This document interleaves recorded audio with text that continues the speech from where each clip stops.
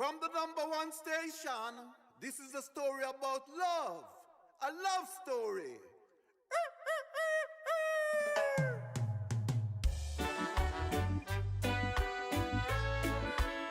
Music is love, and love is music. Yeah.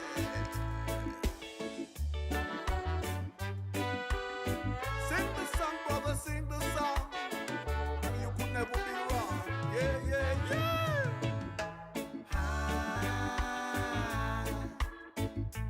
I've been waiting for a sign. Do you hear that?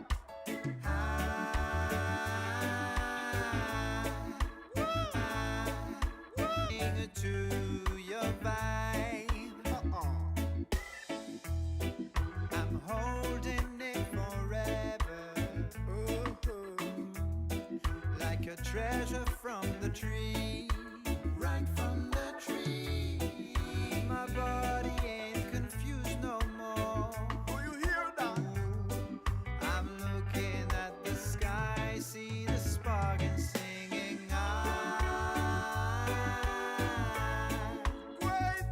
I've been waiting for a sign. Get up and move your feet.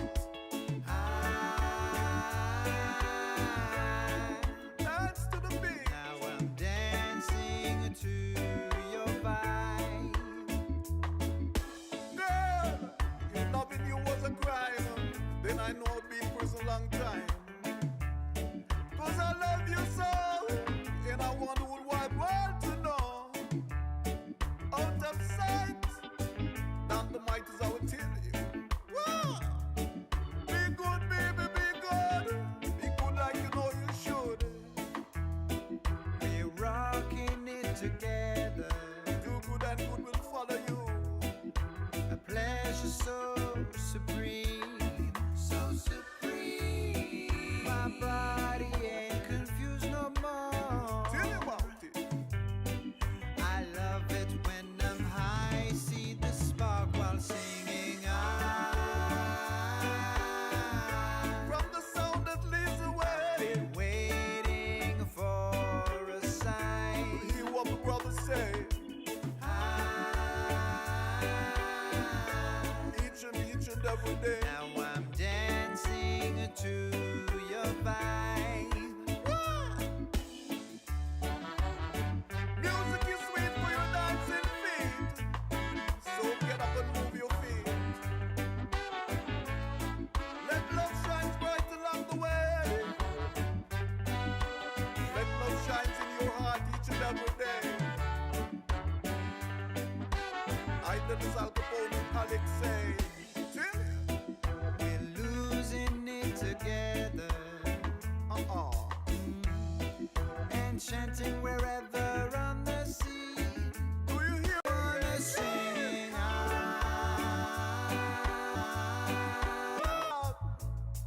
to the very last drop, you know.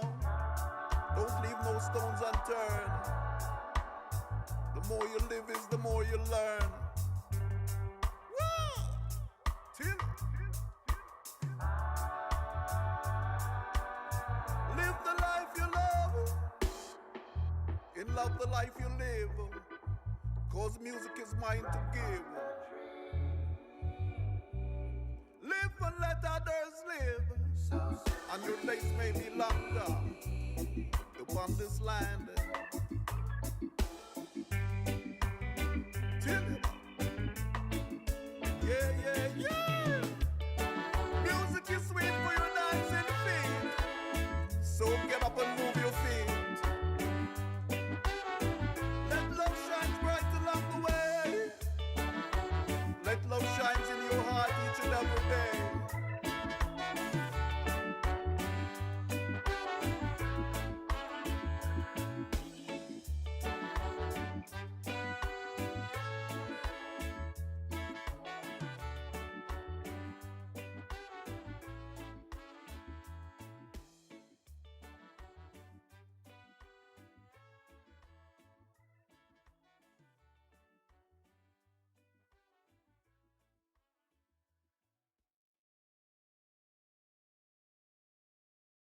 From the #1 station, this is a story about love.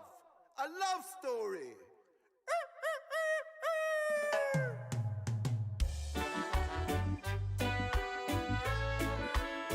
Music is love, and love is music.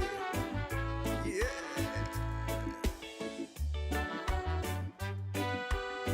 Sing the song, brother, sing the song. Sing the song, you could never be wrong. Yeah, yeah, yeah.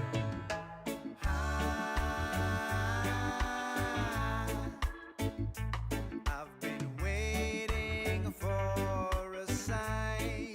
Do you hear that?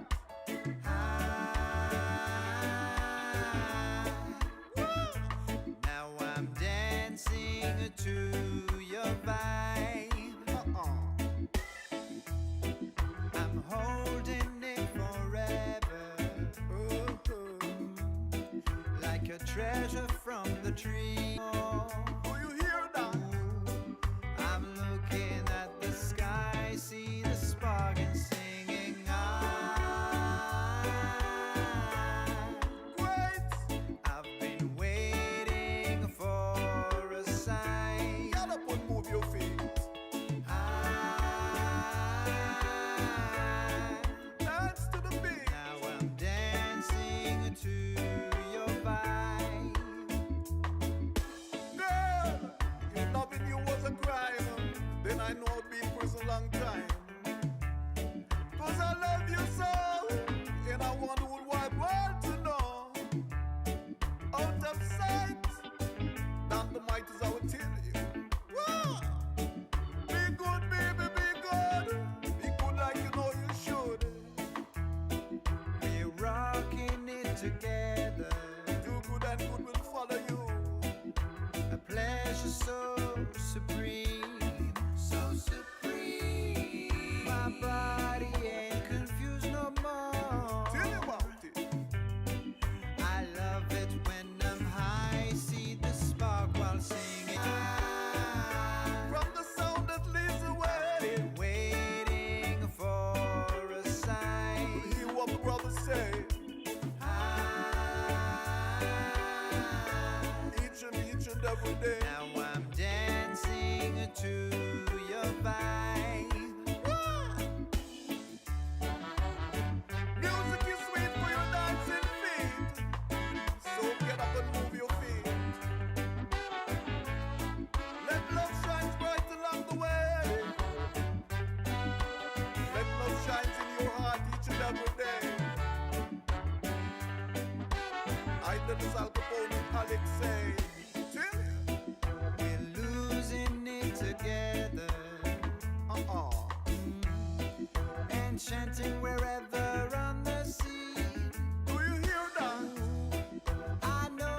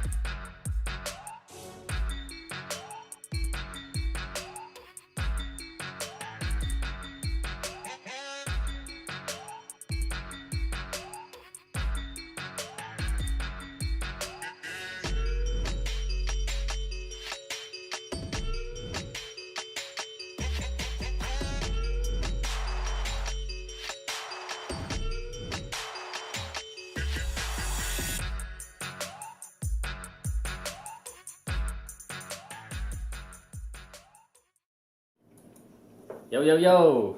Welcome to the live. Everybody give me a thumbs up if you can hear me on the audio before I start talking and nothing happens. Once I get the first thumbs up, we'll start rolling here. Waiting. Got some thumbs up, Tyler? Anybody yet? I need to know. Can you hear me? Can you hear me? Can you hear me? Good? Yeah. Alright, we're good. We got some audio. Perfect. Everything's working good. We had some technical difficulties before this, but we got it nailed down, so I want to make sure. Okay, so before we start with the Q&A, I'm going to start with a little lesson. I'd like to do a little lesson while people start logging on, and then we'll open it up. Today is a very, very important one and good timing on this topic, and it is why it's important to think long term when investing in real estate. So, the biggest thing when you're buying long term is just stop with the home run deals. Everybody wants a great deal. I get it. Deals with a Z. Everybody wants great deals. We all do.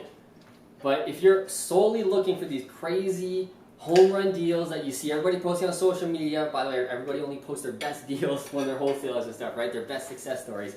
But stop looking for the home run deals because you're just going to waste time, and that's the next point. You're going to just waste so much time, and you're not going to get anywhere because you're just looking for a grant. It's like, oh, it's got to be a 12% cap rate or I'm not buying it. Okay, if you have that mentality, you're going to miss out after deal after deal after deal. What I want you to do instead is look for quality properties. So I'm talking about properties where people want to live, right? Is the area good? Is it close to what I always say in the videos, right? Schools, amenities, like grocery stores, libraries, baseball fields, swimming pools, whatever, stuff like that that families want to live in, and then highway access. These are like the grand three. So if you can find I can't spell access. I can't write and talk at the same time. I just can't do it. So if you can find a property close to schools, amenities, and highway access, like that's literally the golden rule. And that's what we want to look for. But everybody wants these smoking ass deals. What's the thing, or the reason why you find so many crazy deals is usually because they're in crappy areas, right? That's where we're getting such low price deals. $130,000 for a sixplex? No way, right? It's got to be in a crap hole area. Most likely, if you're buying in a good quality area, you're not going to get those crazy deals. What you will get is quality properties and just boring business, which I'll get into in a sec. Because when we buy quality properties, we want quality tenants. That's what we want. That's what you're going to attract. And especially here in Ontario, my God, you definitely want quality tenants. Tenants in Ontario here, like, rule the world. And a lot of places in North America as well, in the US, that's just how it goes. The landlord-tenant board is very, very friendly towards tenants. So we really want to attract good ones who are professional, who have money, and who are just reasonable people. And they're not living in shitholes. So that's the thing. They're only living in quality properties. So we want to look for that. And when we have good quality tenants, because we're buying quality properties, as I said, we have a very, very boring business. And that's what I want. That's what I always teach you guys. Real estate investing shouldn't be fun and crazy. I mean, it's great if you have fun doing it, but you shouldn't be looking for fun in your real estate business, okay? If you guys want fun, go skydiving, go bowling, go golfing, whatever you're thinking, go skateboarding, okay? But your business should be boring. You should wake up, look at deals and be like, another damn single family. I'm gonna do the floors, the paint, and I'm gonna make 40K. I'm so bored. Right? That's what I build my business on. Just super boring. And I have fun in my life elsewhere when I go traveling, stuff like that.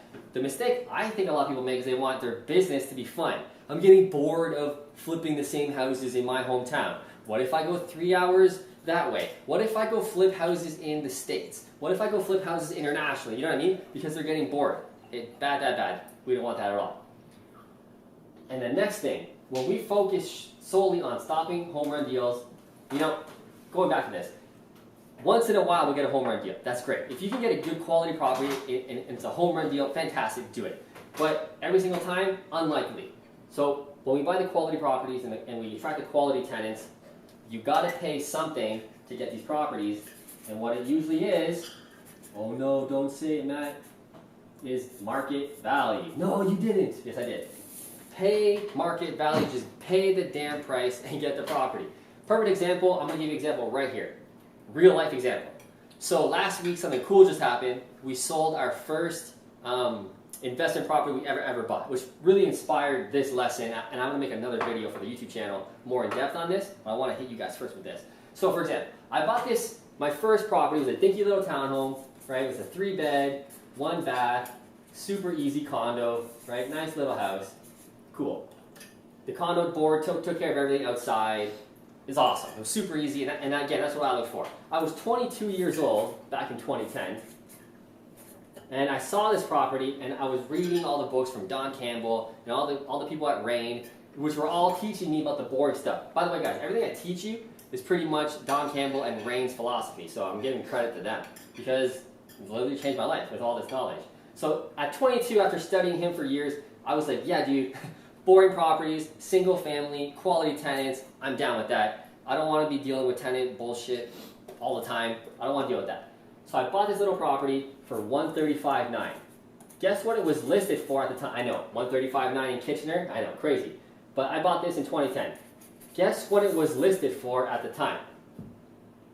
$135,900. What? Back in the market in 2010, it wasn't like it is today, man. You can pick and choose any deal you wanted then. No competition, no bidding wars. There was no buyers looking at it. It was a buyer's market. I saw the property and I knew it was in a good quality area, one of my favorite areas here in Doon, Kitchener. I knew it was a good area with a long-term potential. People always want to live there. Very close to baseball diamonds, libraries, grocery stores, like a 3-minute walk. Dude, it's got it all. The 401 access, which is the highway, the main highway here, was like 2 minutes drive. It had all the check marks. $135,900 listed for, snatched it. It was on the market for like 20 days. I don't even know. Again, it wasn't, the market then wasn't like today. Anyway, I bought this at full price. Everybody around me was like, you paid what? You paid full price? Are you kidding me? I didn't even want to take the chance that somebody else would scoop in and grab it. I didn't want to piss around. Even at 22, I had the fruitful investor knowledge. Don't piss around. Great deal. Checks all the boxes. Bought it. Anyway, fast forward to now, 2020. Just sold it last week. What do you think I sold it for? $340K. Almost tripled in value. Give or take. 2.5. Okay, so how much money do you think I made on that? Okay, so it was paid down after all fees, and I did a little renovation, just painted it real quick, sold it. Okay, hot market here now.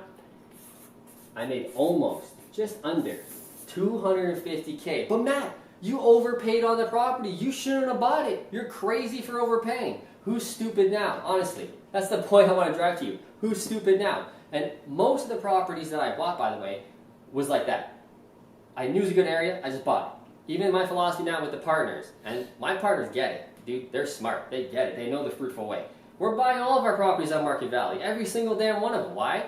Quality area. I know they're getting quality tenants. Some are duplex converting, so I'm raising the value.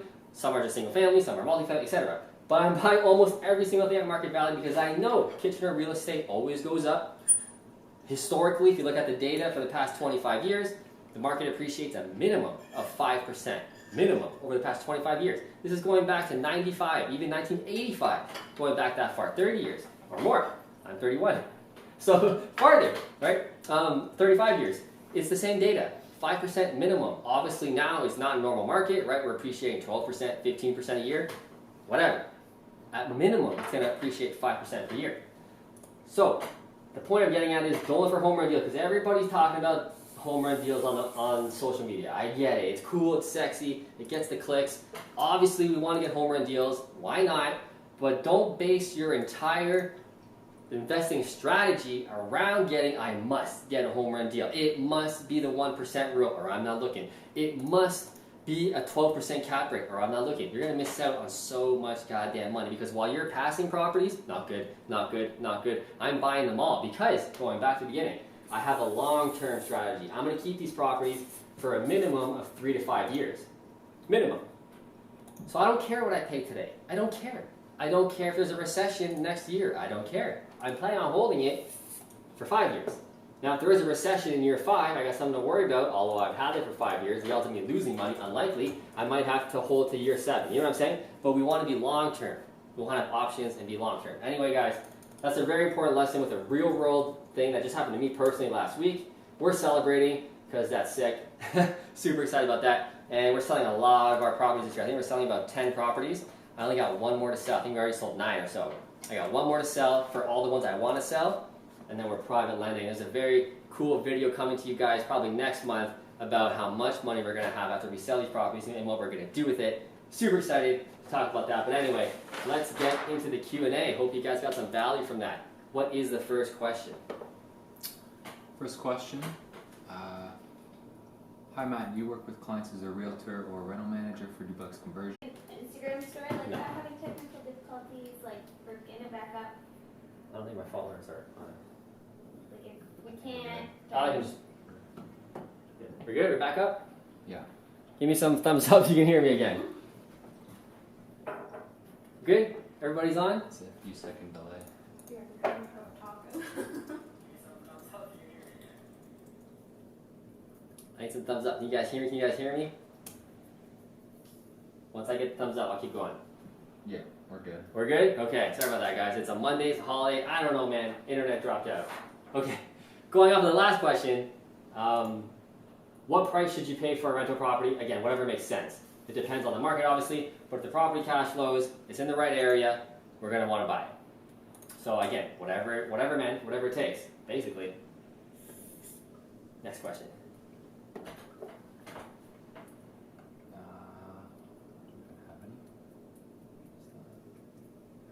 Hopefully we don't get technical difficulties anymore. If I bought a duplex for 5% down with my brother, he's living there but not me, can I then buy my own duplex with my brother's help in CMHC for 5%? Question was, if you buy a duplex property with 5% down, meaning you're going to move into it, should you buy another one with your brother? Can he do the same thing with 5% down? That's a better question for mortgage brokers. I don't want to say the wrong thing. 99%, I think the answer is yes. You're just getting into some gray water there.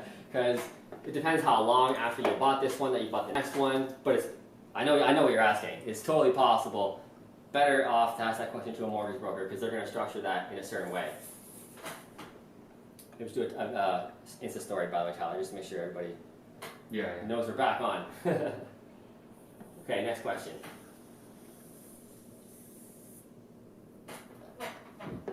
Tyler's just checking all this stuff, so he's like really focused on getting it working.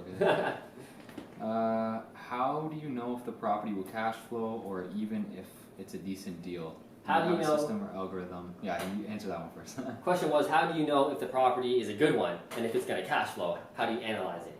So basically, you should be working with an investment savvy realtor, definitely. So they're going to analyze the deal for you. It's a fairly simple calculation. Let's do a quick example here. We'll do a little long question here while Tyler makes sure everything's going good. So first, you want to find out your mortgage payment. So if the property is $450. 20% down, what's the mortgage going to be, etc. So what's your mortgage payment going to be that your mortgage broker is confident you'll get with the rate, amortization, etc. So you want to find out that payment. Then we got property taxes. So that's on the listing. I mean, your realtor should definitely be able to find that out for you. What are the property taxes going to cost? Then you got insurance. This is for a basic like single family. The multifamily is a little more tricky, but pretty much the same thing. So then you got your insurance payment for the property. What's that going to be? Then you got your utilities, if you have any. I'll put utilities / condo fees if you're buying a condo. What's that going to be? And then what else do you got? What else do you got for that? Property manager. Let's go to Prop M. If you're going to hire one, what are they going to cost? Then you should have, after all that, pretty much on a single family, your total expenses every single month. And then what's the rent? It better be more than the total expenses. And then you got your cash flow. That's pretty much it. So write this down if you're watching, if you had that question. Just jot this down. These are the calculators. It's a very easy way to analyze if a single family property or any property really is going to cash flow. These are the costs you're looking for, and you want this to be positive. That's pretty much it. Nothing too fancy, not too hard. I barely graduated grade 12 math, guys, like straight up. And here we are, right? So very, very easy stuff. But if you're starting out, it can definitely be confusing, overwhelming, but these are the costs we're looking for. Maybe just read them out again because you can't read them on. Read them out one more time. Yeah. My writing is horrible from the back audience. Okay, mortgage payment, find that out. What are your property taxes going to be? What's the insurance going to cost? Utilities, if any, or condo fees, if any. Property manager, what's that going to cost? That gives you your total monthly expenses. What's the rent? Better be more than the expenses. Whatever's left over is your cash flow. How would you know what the rent would be? And then another question was, how would you know what the rent will be? So again, your realtor you're working with should be investment savvy and know what they're doing.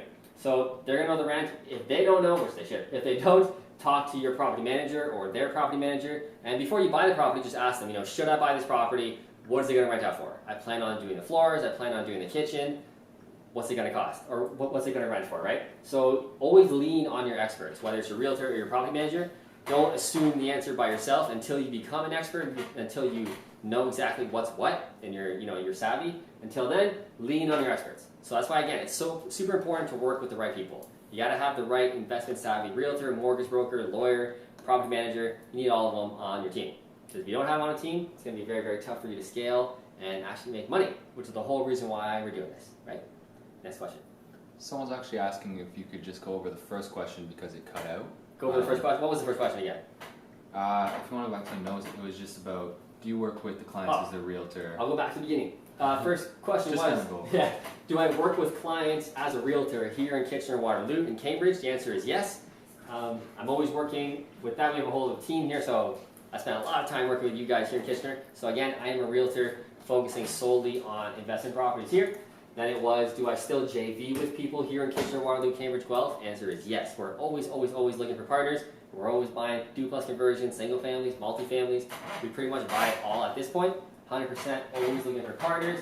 And do I still offer the renovation service where if I'm a realtor, I help you buy the property? Do I and the Fruitful team manage your renovation for you so it looks exactly like my properties? Answer is yes. We do that service for another additional fee. As soon as you close, our team takes over, makes the houses look exactly like mine. When we're done, we give you the keys back, you're on your own. So that's another service we do provide. So we got the whole package here for you in Kitchener-Waterloo, Cambridge. Next question.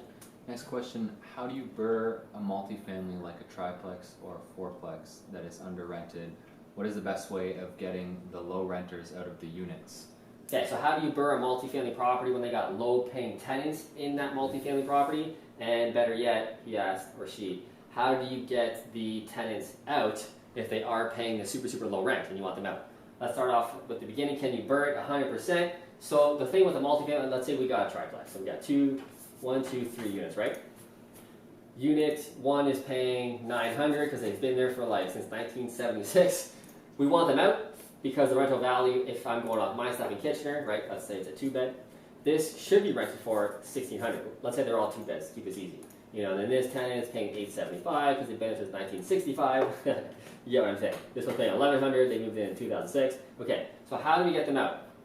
It's not easy, especially here in Ontario. So what we want to do is we have to pay them to leave. It's the only way. The only legal way of doing this. So there's no really way of kicking them out. Some people try oh, my mom's moving in, so I need to kick you out because my family member's moving in, and then they don't move in. You can get into huge trouble for that. I know people who do it, but you can get in trouble for that. There's another way where hey, Mr. Tenant, I'm going to do massive renovations in this unit. You're going to have to leave because I'm ripping apart the whole damn thing. We don't want to do that one either, because what happens there in Ontario is, let's say they're paying $875, and we know if we renovate it, we can get $1,600.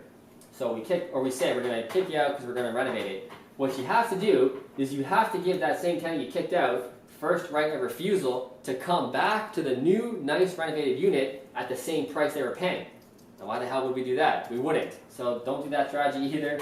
The only strategy you do is called cash for keys. Hey, Mr. Tenant, I know you've been living here since 1965.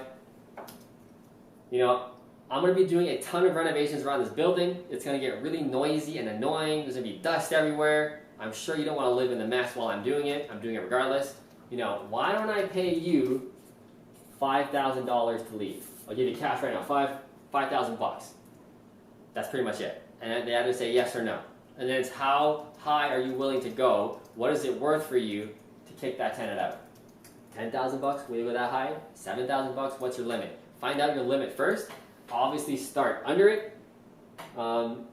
We just kind of did this. I don't want to say the exact property, but we just sold one of our duplex conversions, or it was a duplex that we converted.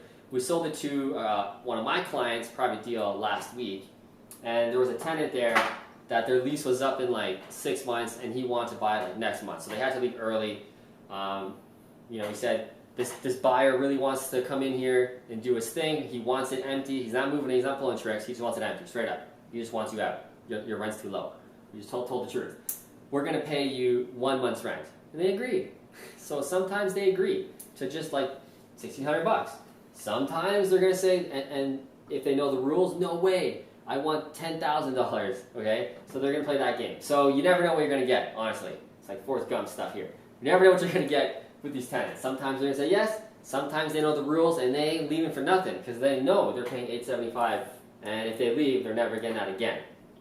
That's the price of real estate. So what I would do is before you buy this triplex, let's say, you're going to put a condition in the offer that the seller can get the tenants to leave and sign, if you're in Ontario here, an N11. I do this all the time. I've bought so many multifamily properties with this right here.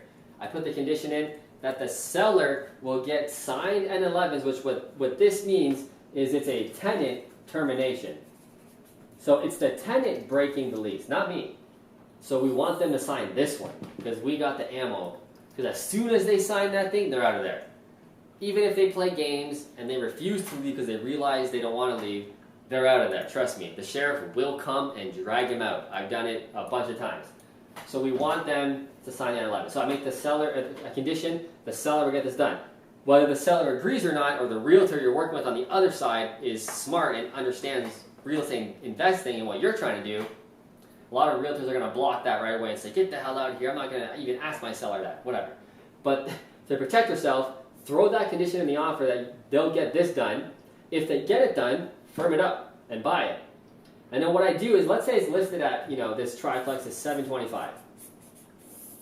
What I'll do is I'll offer full price, because they ain't getting full price in the market for multis. There's no bidding wars going on for multis in Kitchener-Waterloo, or most areas.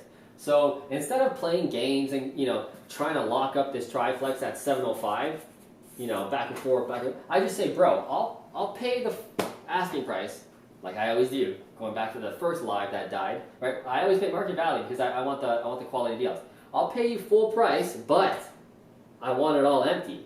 And then whatever it costs you, the seller, to pay these guys to leave, that's up to you. That's why I gave you full price. I built the money in. Instead of me trying to knock you down to $705, I'm going to give you the $20,000 because I know you're going to spend $20,000 getting everybody out. So that's the way I do it. Sometimes it works, sometimes it doesn't, but it's worth a shot. Next question. Next question is, what are your private lending guidelines? What do you look for as a private lender from an investor looking to fund to do flips? What do I look for as a private lender trying to fund you? The real estate investor, the question was? Yes. What do I look for as a private lender? In the investor. Yeah, what do I look for in you trying to get money from me? So I only lend right now to investors that I know personally because I know they're the real deal and they're not going to lose my money. But very soon, because we're going to have more money, I will be branching off to maybe people I don't know. So in that case, what I'm looking for is, going back to the first live stream that died, right? Hope you're on it, is I'm looking for quality. So if you're renovating in Sault Ste. Marie, Ontario, I'm not lying to you. Don't care. I don't care who you are. I ain't lying to you. That, you know what I mean? Like Timmins, Ontario, or some small town up north. Sorry if you live there. Sorry. But it's not a town. It's not a good town. So if you're investing in Kitchener, Hamilton, Toronto, Boston, right, Florida, in like Miami, let's say, big cities basically that have stuff going on, then I'm more interested. Is the property in a quality area in that town? And are you quality? Do you know what you're doing? Is this your first rodeo? Is this your first flip? You're not getting my money. You're going to go to the bank and prove yourself, grow your resume, grow your YouTube channel, whatever. Like put your stuff on there so people like me can watch it and then we'll give you money. That's kind of what I do, right? So that's what I'm looking for. It's all for me. It's all about trust and gut feeling. I'm sure write gut here because I need to know who you are. I need to trust you with my gut. Are you going to lose my damn money? Dude, I work really hard for this money. Really hard. So I'm not going to lend it to you if it's your first rodeo, your first flip. That's basically how it works. And this is why it's so important to build your branding, build your business, so that when you do start to look for money, like from me or from other people, they know who you are. Oh yeah, I saw you on YouTube. I saw your last 3 flips. Dude, you killed those flips. Of course I'll give you money. If this is like, hey, it's my first flip, I don't have a YouTube channel, I have no credibility, I have nothing to show you, you're not going to get the money, right? So you have to do the bank stuff. You have to go to your mortgage broker and they'll get you private money. It's just bank money. It's the same steps as you would going to TD, Scotiabank, Bank of America, whatever, for your normal mortgages. But you got to play that game when you start, right? It's tough to get the ball rolling. Once that ball's rolling and you got credibility behind you, the money comes very, very easily. That's what I always talk about. Next question. Does the typical single-family home market in KW support a cash-out refinance strategy, or does it leave cash flow margins too thin? If we do a refi, like on a BRRRR basically, is that the question? Yeah. If we do a refi on like a duplex conversion or a BRRRR of any kind, is there still money in the deal, or I think that's what they're asking, or are we getting a full refi, right?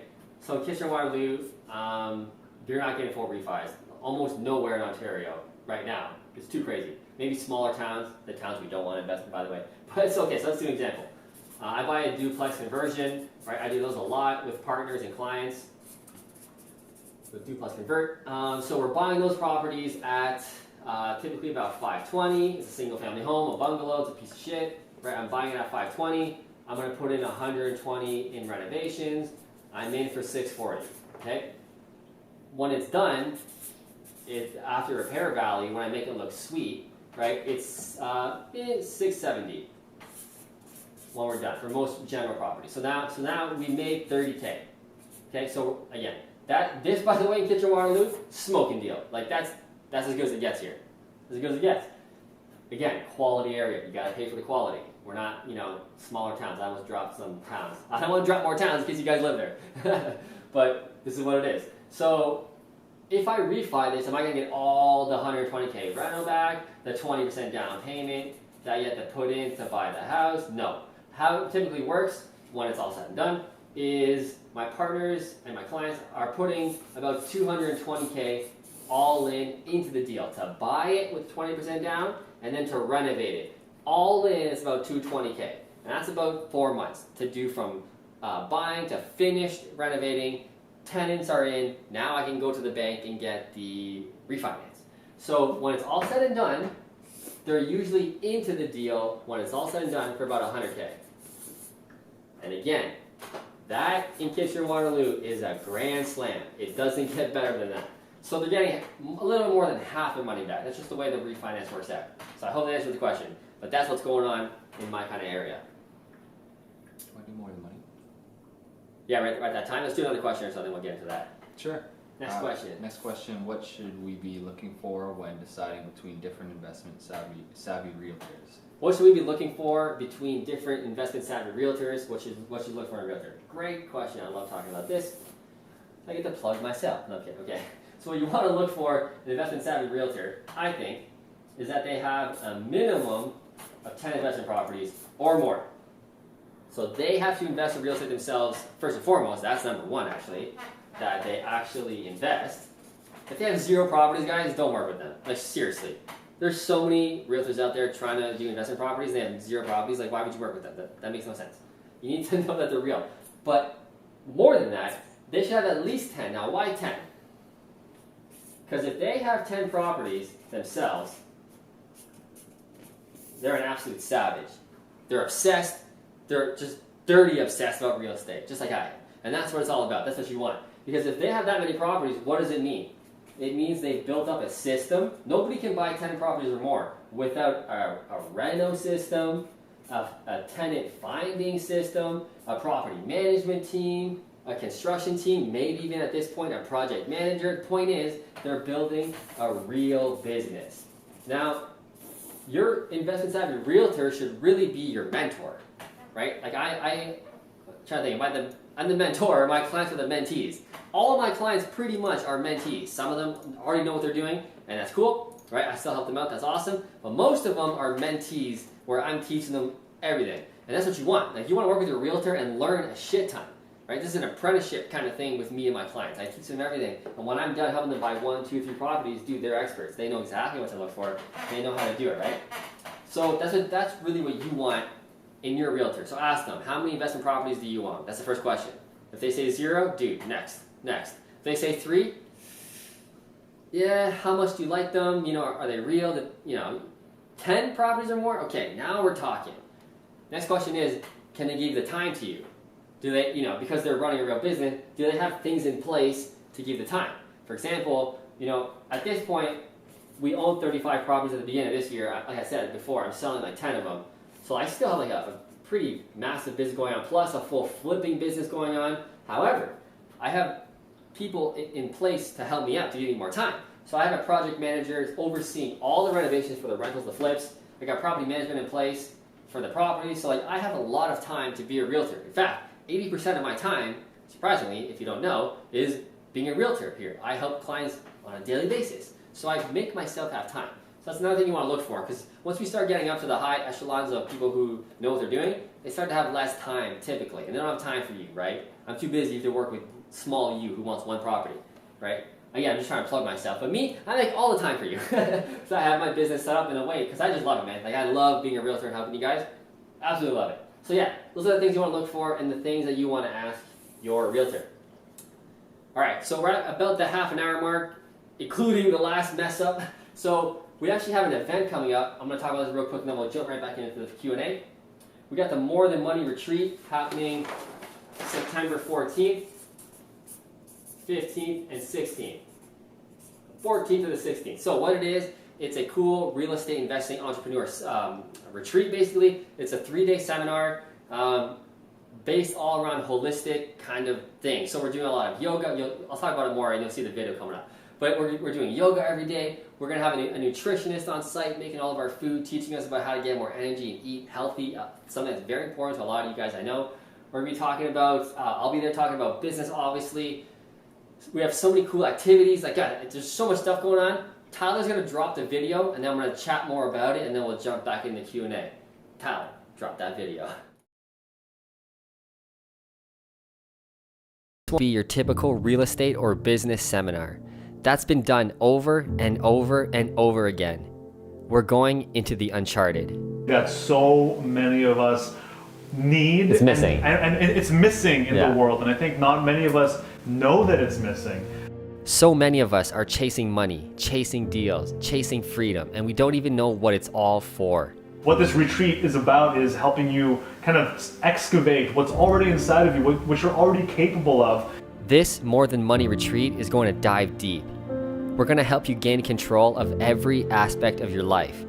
Health, wealth, love, relationships, and money, so you can finally live to your fullest potential.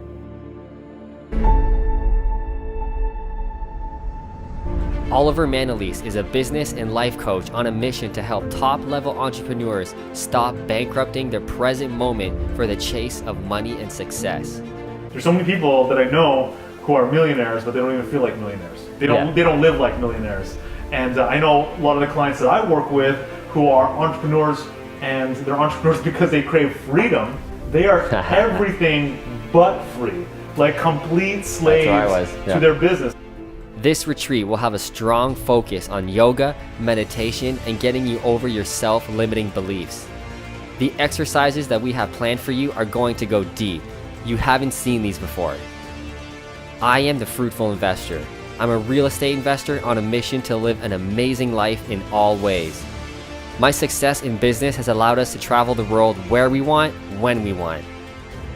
In 2019, we spent 2 months of the year traveling and still made more money than we even thought possible. I'm going to give you the exact strategies that have allowed me to build a successful multi-million-dollar business. This May 25th, 26th, and 27th is going to be transformative for 12 high achievers. Surround yourself with like-minded individuals in $1 million cabin on a lake.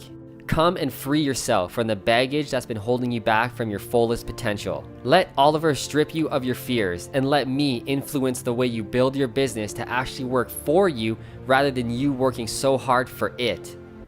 This retreat, this is going to be different than anything you've ever done, and that's exactly what you need.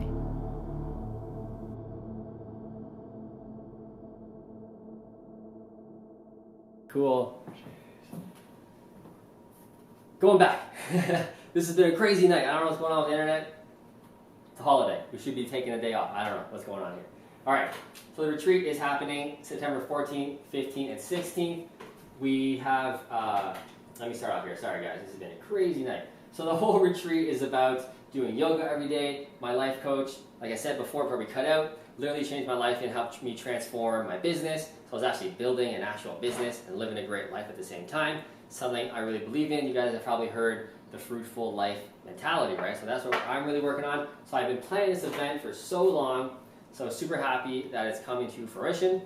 So Oliver's going to be there, and he's going to be leading yoga every single day. So it's, like I said, it's a 3-day retreat this September in about a month. We're going to be doing meditation every single day.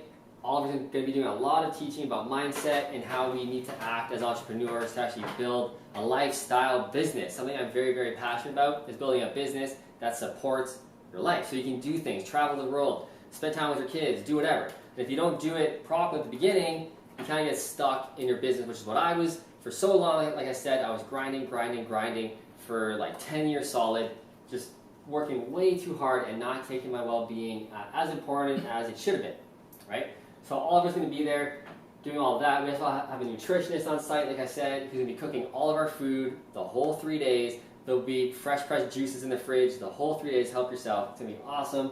I'll be there teaching about the real estate investing business. I'll be teaching you exactly how to build an actual business, all the nuts and bolts. How do we find off-market deals? How do we flip properties? What's the renovation system look like? I'm going to give you guys everything. It's going to be a super cool event, and I'm limiting it to only 12 people to the event, so it's going to be super close-knit, very, very, what do you call it? I don't know, personal, just very cool and chillaxed, but I've only got 4 spots left, right? So you probably saw I've been marketing this for a long time, since like, I don't know, January, but then COVID happened, so we had to push the event, but I've only got 4 seats left. So the cost of this event is $1,997, $1,997. You're going to be getting all of my secrets from a real estate business, but the real estate business portion is really the smaller part of the event. Like, I'm going to give you guys everything. Like, you're going to learn a lot. But the bigger part of this is just hanging around people who want to live a sweet, amazing life. We're going to be pooled all together, hanging out, so just elevate your mindset. And we're going to be doing a lot of cool things with our bodies and just our minds. Dude, I can't wait. I have so many things planned. I can't tell you everything because I'm just going to give it away, but like, it's going to be fucking amazing. You're going to leave there super recharged, on a purpose, with a plan. No more flailing around trying to do your business, you know, here or there. It's going to be really, really cool. So if you're into that, Tyler's going to drop the link to that event so you can sign up. You can just email me on that page you'll see to reserve your spot. I've only got 4 spots left. I can't wait. It's going to be a super cool event. If you don't go, you're going to miss out. Because we're going to be filming a lot of it and marketing a lot of it because we have other events planned in the future. You're going to miss out a ton. So I hope to see you there. So only 4 spots left. All right, next question. Going back to the Q&A. We're rolling still? Everybody's on? Should be good. Okay. Is it still possible to find a house for duplex conversion in Kitchener under 500K? Question was, can you still find a duplex conversion in Kitchener area for under 500K? The answer is yes. So, but barely. We're literally buying, most times, they're between 490,000 to about 550 if they have a garage. If they have a garage, they're going to be up in this price point. So that's kind of where we are. So very rare to find it like way below 500, almost impossible actually. It's going to be between 490 and 550. Next question. What's the difference between doing a JV with you compared to fully using all your services, realtor construction services? Great question. What's the difference between using me as a joint venture partner, partnering with me on the deal, or what's the difference between you using me as a realtor and then we do the management of the renovation and give you the keys back? So the difference is when the renovation is done, I give you the keys back, you're totally on your own. So going forward, you're kind of on your own. That's pretty much, that's it. If you're partnering with me, I take care of everything. So I'm running the entire business. The property managers have problems. I'm managing them. I'm dealing with all the problems, if any. I'm dealing with the bookkeeper, the accountant. I do all the taxes. I take care of everything. Any little problem. If a tenant moves out and you got to find another tenant, I'm the one dealing with the property managers. So I deal with the whole business. So it's up to you.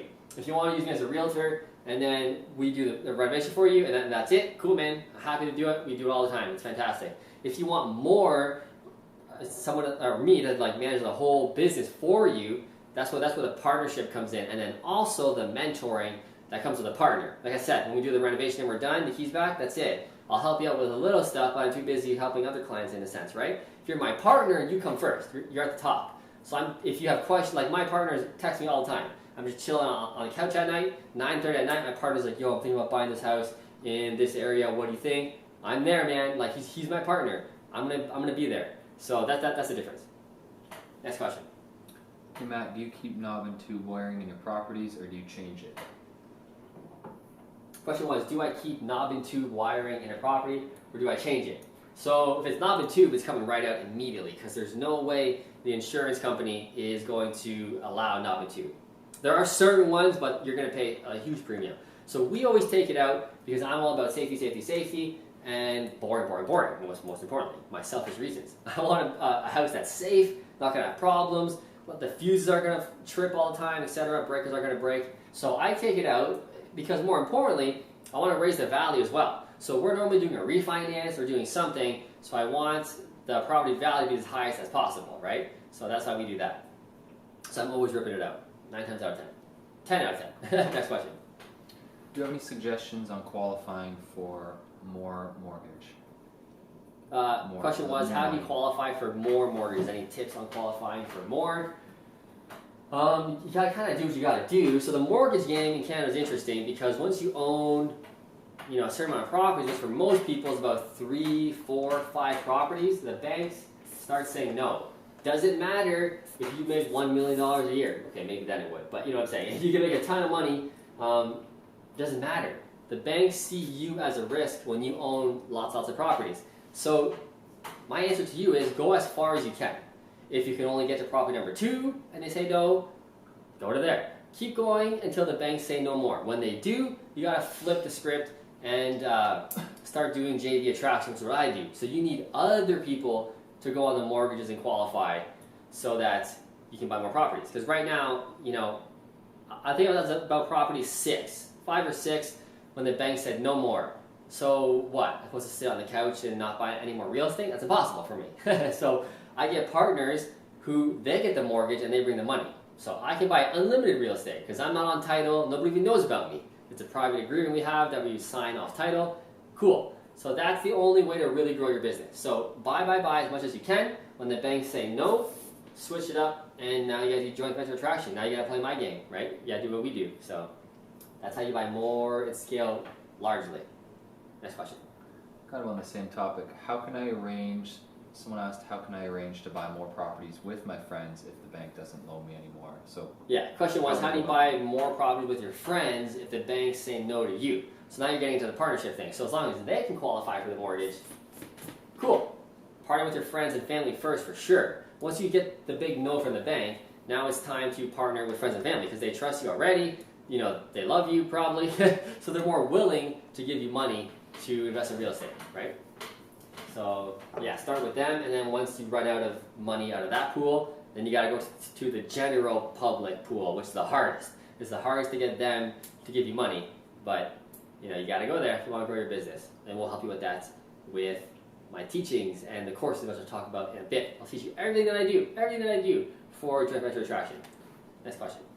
Does buying multiple properties per year and refinancing them a few months after buying them take a toll on your personal credit or Yeah, question was basically, does doing BRRRRs or refis every few months throughout the year take a toll on your credit rating?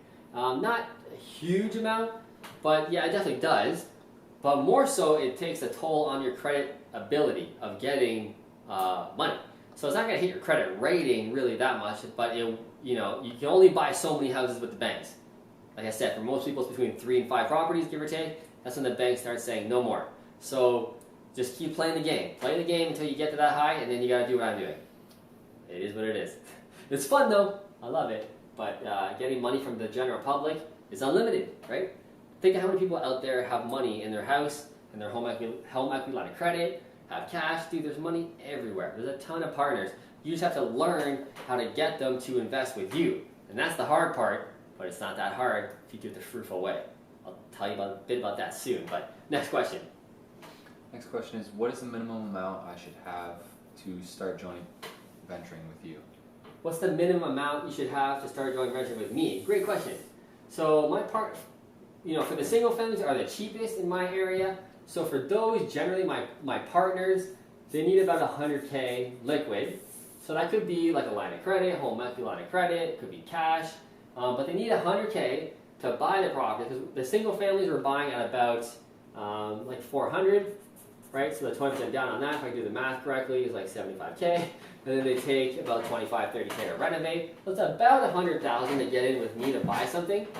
And then we go off from there, right? So we do the Duplex Conversions, like I said in the second video that crashed. Sorry guys, we were talking about Duplex Conversions, right? That requires about 220K liquid, but then after the refi, they're only in for 100, so it's the same amount, but you need more up front. And then it goes up from there, right? If we do multifamily, it's unlimited. But the minimum is about 100K to invest with me in my area for a partnership.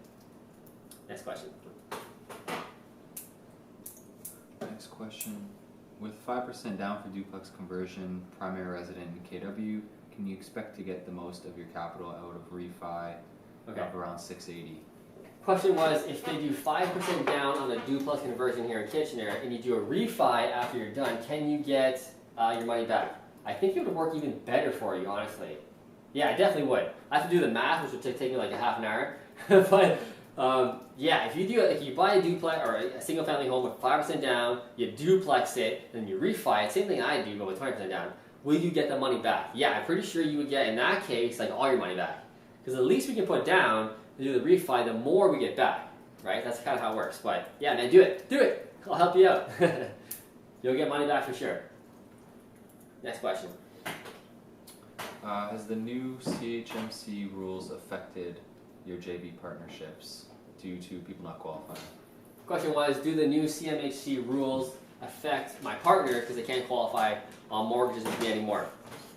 Not at all. Because my partners are putting 20% down, they're CMHC exempt. So, for those of you who don't know, CMHC is a home insurer, basically. So if you put 19% down on a house or less, you need to get CMHC, or there's another company in Canada, there's only two of them, but they're pretty much the same. So you need to get their insurance, and they cost about 3%. So if the house is 300 grand, and you put, what's 3%? 300 grand, I don't know, man. But that's the cost of it, and it gets tacked onto the top of your mortgage. So we want to avoid doing that. But these guys have clamped down basically with the COVID thing. So there's been a lot of rule changes for those people putting down that money or less.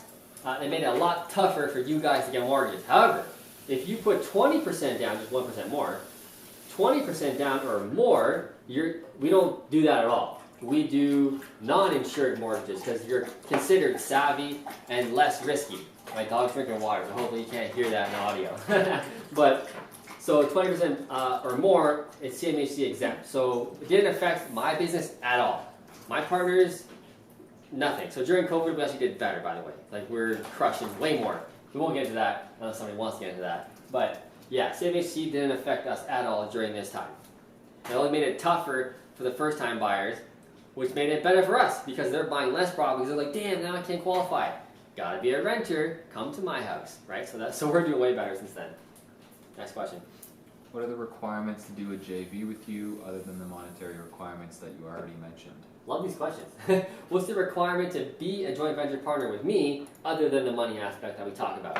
So it's just being willing to learn and willing to kind of take direction because I'm the one leading the whole business, the whole property that we're buying. So if you have the money and you want to learn and be kind of an apprentice in a sense, that's what I'm looking for. So I love to teach you guys and I love to teach my partners. I love it. So yeah, that's pretty much it, man. Willingness to learn. And then trust. You need to trust me, and I need to trust you. So, like all my partners have 100% faith in me. They're just like, Matt, whatever you say, man, paint that wall blue. I don't care, just do it. So basically, you have to let me do my thing because I know what I'm doing. I've done it over and over again. So just let me do my thing, and then I can do my thing for you, which is teaching you how to build a business. That's it, man. If you have the money and that, and you qualify for a mortgage, let's go. Next question. Do you go for multiple bids or quotes for rental work, or do you work with a single trusted contractor? Great question. Do I get multiple bids for my construction projects and my renovations, or do I just give it to one contractor? So at the beginning, when you're investing in real estate, the general rules when you have a property, you want to get 3 quotes, right? Some are going to be cheap, some are going to be in the middle, and then one's going to be like really high, right? Typically. So and then you kind of piece it in between. So when you're building your business, you're going to get multiple quotes on your properties because you don't know where any better of who's good, how to do this project. Eventually, you'll learn how things are done, and you'll know. But when you get to a certain point, like where I am now, is I have a team built, so I don't mess around anymore. I don't say the F word. I don't mess around anymore. So I got the system in place. So my one crew gets everything because it's just easier. We've already built trust. They've done multiple jobs for me. I've seen their work. They know what I expect. I know what they expect. And it's a good working relationship. I have multiple contractors in the terms of an electrician, an HVAC person, a plumber, my main carpenter contractor, which is my main crew of what pretty much we're talking about here, a window guy, etc., etc. But the main crew, the carpenters, is the most important one. They're the ones that do the floors, the trim, painting, drywall, taping, doors, everything, right? Mostly everything. So they're the most important crew, and from those, you want the multiple quotes. once you find the good one, eventually, like the more you buy multiple properties over and over again, when you find the good one, you want to keep them busy. So that's the secret, because there's so many shitty contractors out there. Like I always say, the one person that's going to screw you the most in your business is your contractor. It's not your realtor, your mortgage broker, your lawyer. It's not going to be them. Your accountant, no way. It's going to be your contractor, specifically the carpenter contractor. So once you've whittled it out and you found the right team, keep them busy, and everybody's happy. They're busy because they get free work. They don't have to do marketing budgets to find clients. I'm just giving them all the work. So I expect in return a slightly better price for that, but they're also getting taken care of, right? So we have a good trade-off. So that's kind of what you got to do. One thing I recommend is when you're doing these, 3 quotes, use your gut feeling so you don't get a bad contractor. So every single time that I've hired a contractor and they were crappy and they screwed me, every single time when I first met them, I had an uneasy feeling about them. I was like, I don't know, man, but I need them. I'm desperate. Like, I don't have anybody else. I got to get this project done. Fine, just do the work. But I knew deep down, this guy, man, he's weird. Something's up about him. They're the ones that screwed me. So they can show you all the pictures that you want. Oh, here's my past jobs and everything looks good. Cool, that helps. But really, really, really trust your gut. If you have an uneasy feeling about them, don't hire them. Honestly, it's not worth it. I've been through the ringer with shitty contractors. And even me, being a contractor before I started this, I did my apprenticeship for carpentry. I had my own business, renovating properties for investors. I was probably the last person that should have been screwed by contractors. I work with these people every day. They slipped through the crack and got me. So it happens to everybody. But every time it happened, I knew deep down they were bad. So that's one good tip there. Next question. So since you're not on the mortgage for a JV, Yeah. do you have a legal document with your JV partners that acknowledge you own 50% of the property? Great question. So since I'm not on the mortgage with my partners, do I have a joint venture agreement stating that I have 50% interest in that property? Answer is yes. So we do an off-title JV agreement, which is basically just a piece of paper, a document, which is very simple, guys. But I had my lawyer draft it up. I paid him $3,000. I'm going to give you the opportunity to get that JV contract at the end of this video and this live stream pretty much, very soon actually, where you can get that for free. But yeah, it's a very, very basic agreement. It's like 3 pages. Don't overthink it. It just says, these are my responsibilities. These are your responsibilities, bringing the money in the mortgage. I'm responsible for all the day-to-day operations of the property. I have 50% ownership, you have 50% ownership. When we sell the property, we get split that way. Should one person pass away, this is what happens, etc., right? We all protect ourselves, but very, very, very easy. A lot of people get too hung up on the JV agreement, like, oh, it must be intense. It's super easy, guys. Very, very easy. Don't think about that. Think about how to get the partners. That's something we want to focus on. How do we get partners to come in? What do I got to do to get more money partners? The agreement part, very, very easy. Next question. We'll take one more, and then we'll do the drop. How were starter level homes impacted by the slump in the second half of 2017? And how do you think they will be impacted if there's a recession in 2021? Great question. Question was, how was basically the real estate market affected during the first wave of COVID? What do I think is going to happen later? So in my area, going back to March 15th is when Ontario kind of shut down. The first 2 weeks, 3 weeks was a little quiet. People were like, oh no, is the world ending? What's going to happen to the real estate industry? I was like, man, what's going to happen to my properties? There was a little, 2 weeks of freaking out a little bit. Once those 2 weeks were done, talking April 1st, April 5th, right back to normal. COVID what? What COVID? Never happened in terms of the real estate market. Went right back up. So yeah, it was crazy. Nothing happened at all. What do I think is going to happen later? Nothing. We've already had the worst. It can't get any worse. Let's just fingers crossed on that. Can't get any worse. And even if there is a second wave, I still think the same exact thing is going to happen again. It might calm down a little bit and then bam, right back up again. The demand for real estate in my area, southwestern Ontario, is just too strong. The fundamentals are off the hook. And again, that's what we want to look for. We have population growth in Ontario like crazy. The amount of immigrants moving to Ontario is maddening. And they need houses to live. And they're not broke. Get that out of your head. They're coming here with money. They're coming here to buy real estate. So they're buying properties everywhere. And then we have people moving up from all over the world, and in the country, from Alberta, whatever. There's a ton of population growth. in southwestern Ontario because we have jobs here. Okay, like a lot of stuff's happening. So people want to live here, and when there's that demand, there's always going to be demand for real estate, and real estate will go up and up and up and up, just like it has since the dawn of time. It's just going to keep doing its thing. Next question. They asked about 2017. 2017? What's the question for 2017? Yeah, no, they said. I went on a huge ramble apparently for nothing. How were starter level homes impacted by the slump in the second half of 2017? In 2017, how were starter homes impacted in the slump of 2017? Well, the market's going back to my data. The market started getting insane in southwestern Ontario. Was it 2016, Rachel? Yeah, 2016. 2016 is when just shit went bananas. So there was no slump. Not here. I don't know where you're from. It's Phil. Phil? Mm-hmm. Phil, my man. Yeah, nothing happened here, man. Like, it was rocking. That's when stuff really started rocking. Yeah. Yeah. It's been going up since then. Next question. Hope I answered that. What a huge ramble for nothing. From buying to reno, do you keep the mortgage open until refinance? If so, why not a variable mortgage? Okay, good question. Do I get an open mortgage or a fixed mortgage, I would say? Well, from the point from buying to reno, do you keep the mortgage open until refinance? Yeah, good question. Exactly right. Why so not? Yeah. when we do a refi or a BRRRR, do we keep the mortgage open from the time that we buy it to the time that we finish the renovation? The answer is yes. It's very, very important. We want that open so we can cancel it basically and get out of it without paying fees. So again, this is why you want to work with a savvy mortgage broker so they know your plans and what you're going to do. Because if you got a fixed mortgage in most cases, and you did a duplex conversion, and in 4 months you want to cancel it and get another mortgage, right, to pay it out, hence a BRRRR, you're going to pay fees like a mother on that. So we don't want that. So we want an open mortgage, which means the lender knows you're going to cancel it in a very short amount of time, 3 or 4 months. So yes, open mortgage every single time. Now, when we do the refi and then we get the good mortgage, right, because we want the good, A bank, A rate mortgage, because we're going to keep it up for 5 years, this one we want variable or fixed, whatever works. But this one's the long-term mortgage.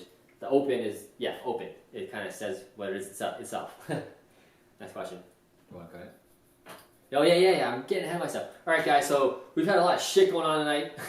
We're at that 45-minute mark, supposed to be. So I wasn't going to do this, but since we've had so many technical difficulties, there's a few of you still on here. You guys rock. I'm going to give you my courses for a massive, massive discount. Tyler, hit the video. Are you ready to finally have a fruitful real estate investing business like Matt? Learn all of his secrets for pennies on the dollar. For being on this live stream, you're getting a deal that's never offered to the general public.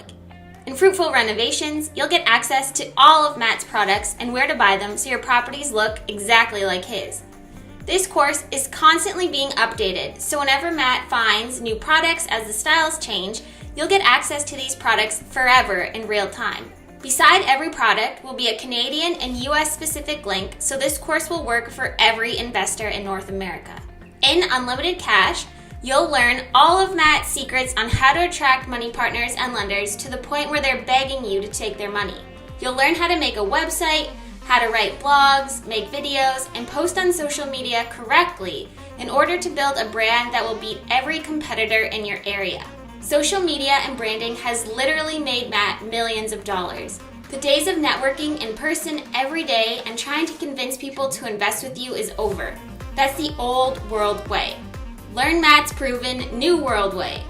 All of these courses are normally an $888 value, but right now it's being offered for $347. Are you going to take action? Once this live stream ends, this discount is gone. It's time to become a fruitful investor.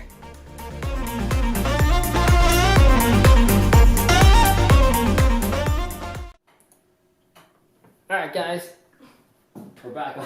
We're working tonight. Alright, so for being on this and dealing with all the shit we've been dealing with tonight, I'm going to give you all my courses for a dirty deal of $397, usually an $880 value. What are you going to get in this course? As I always say, the renovation course. So that's probably my favorite one for me personally, because you get all of my products, where to buy them, what to look for. So you get all my products. So your properties look exactly like mine. So instead of you buying a property and guessing, what am I going to do with the floors? What am I going to do with the countertop? Don't worry about it, dude. I got you.